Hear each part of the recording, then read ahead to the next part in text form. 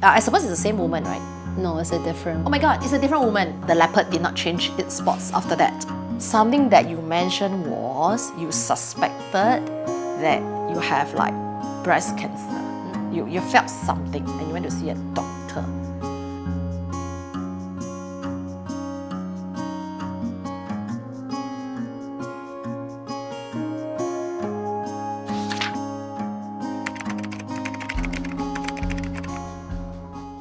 I heard you went through certain programs before starting the surgery as well as the chemo. Yeah. So maybe you want to share with us, how did you prepare yourself for this treatment? Okay. Yes, like you said, initially I didn't want to go through the normal like chemo or surgery kind of route. So I was exploring alternative treatment.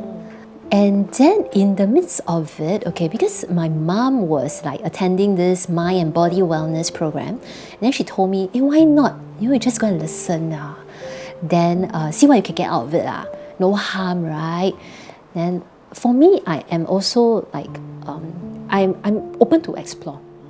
Okay, so, and I don't think that, if I delay my chemo for a month or two, anything will happen to me.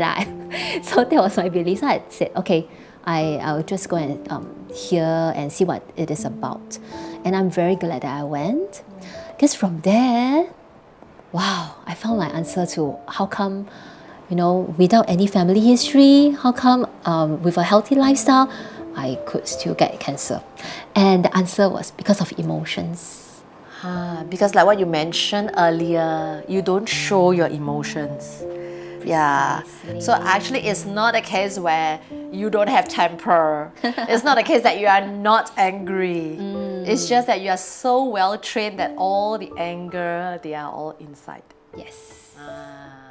So all the anger went inwards. And that is even worse. If I, expressed it freely, at least I let it out.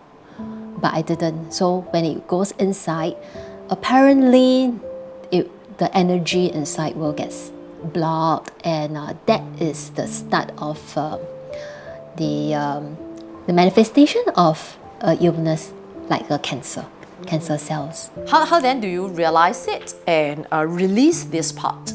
Yeah, before you seek for that physical treatment of the surgery and the chemo. Yeah. A lot of crying. Yeah, there were a lot of crying. Actually, it was a mixture of a lot of emotions. So anger, disappointment, fear, and there were a lot of anger towards myself. Like I will blame myself, for the breakdown in the marriage. Like there was something that I didn't do. Next, marriage is 2-person, so there was something that I didn't do well. And that resulted in a broken marriage for my kids. They didn't have the chance to grow up with a father beside them. So that was what I realized. A lot of anger towards myself, blame, and then a lot of fear as well. What kind of fears are there? Fear, like, although on the outside, I don't, you can't tell, but I realized that inside it was also the fear of like, what is going to happen next? Yeah, what's going to happen to my children specifically when they grow up? I think it's really important that I prepare myself mentally before I start any treatment. Because if I went through the treatment with the fear of, like you said, a lot of side effects may kick in because of the chemo drug. So with that fear, I probably would have manifested it. Yeah, so I wanted to be in the best state of mind before I started my treatment. So that really made a difference for myself. Going through that program actually made me realize and believe in it. And I knew that, okay, I was ready and to go for the treatment. And that was when I scheduled for the treatment. But I think the key thing is not just be happy, but believe. It's a case of be, do, have. We always say this, right? Be the person we want to be, then do the things so that we have it. right? Yeah, that's why I want to applaud Sheryn for going through this. And that time when we visited her while she was having her treatment, she's still so positive. And I remember when I visited her, I asked her quite a bad question. I actually asked her, your doctor is right or not, huh? That you really got something wrong. I keep asking, I remember I always ask this question. Maybe there's nothing wrong with you, Yeah, so really did the doctor diagnose correctly or not? I went to 3 different doctors. Yeah, that's why I'm like, maybe not Sheryn in self-denial. I was the one in self-denial, okay, to think that she has to go through this when everything is like, maybe she prepared for it. And I didn't know what kind of inner journey that she has gone through after that 21 days of the mind and body program.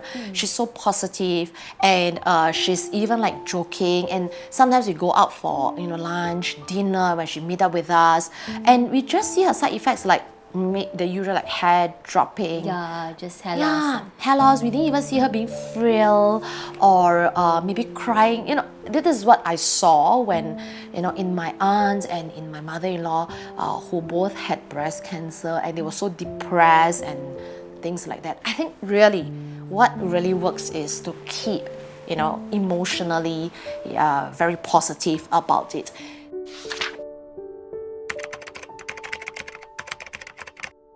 Who is that one person, if you were to name that one person whom you would like to thank?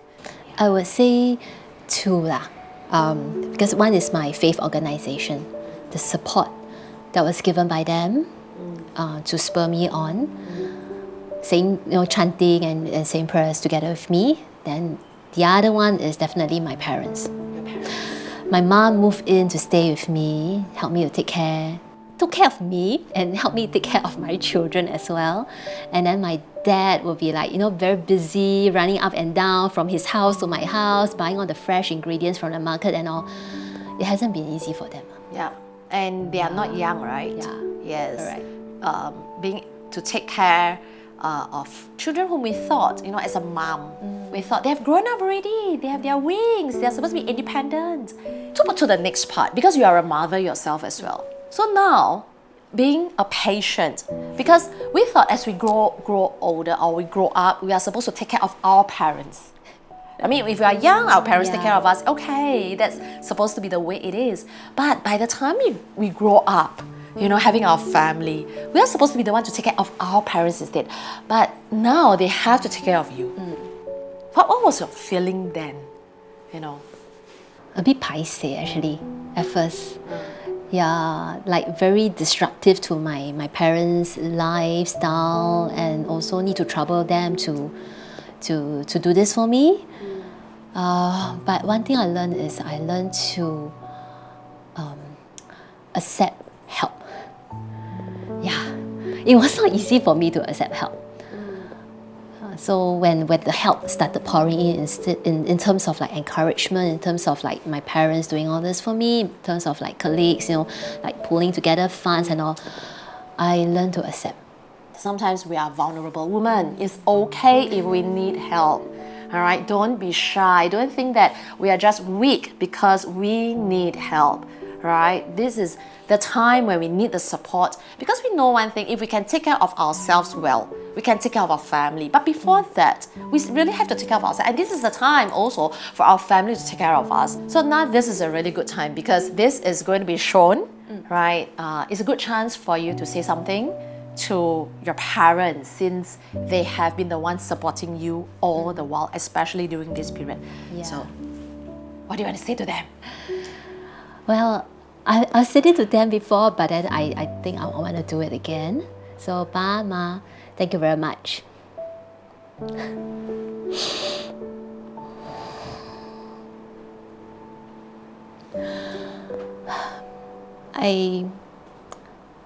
It's my good fortune to have both of you as my parents.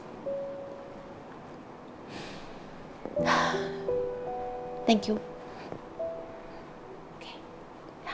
I know you have said it to them, you have said it to the camera. Why not you say it to them in person? Yeah. Thank you, anh lại. OK,刚才 Yeah, 这他们讲了 Yes, hope you have heard it. Okay.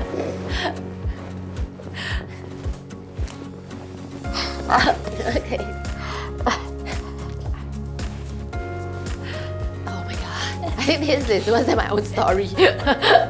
And your two lovely children, they have been through a lot as well. Louis and Raphael, right? Okay, mommy got hug.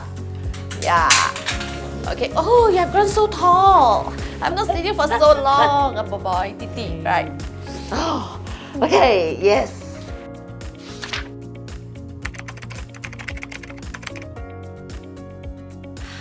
Alright guys, today we are very honored to have Sheryn's parents and her two lovely children, Louis and Raphael, to join us for this interview session as well, because they are so important to her recovery, and I believe they are the key support and the key pillars to be there to motivate her, inspire her, and also the ones whom she knows she cannot give up, right, because of them.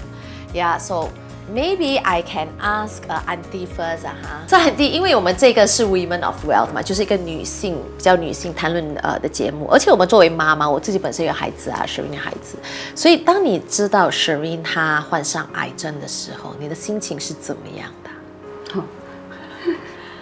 很震惊，很震惊。一开始的时候，不能够平息，会觉得很震惊之外，就是伤心啊。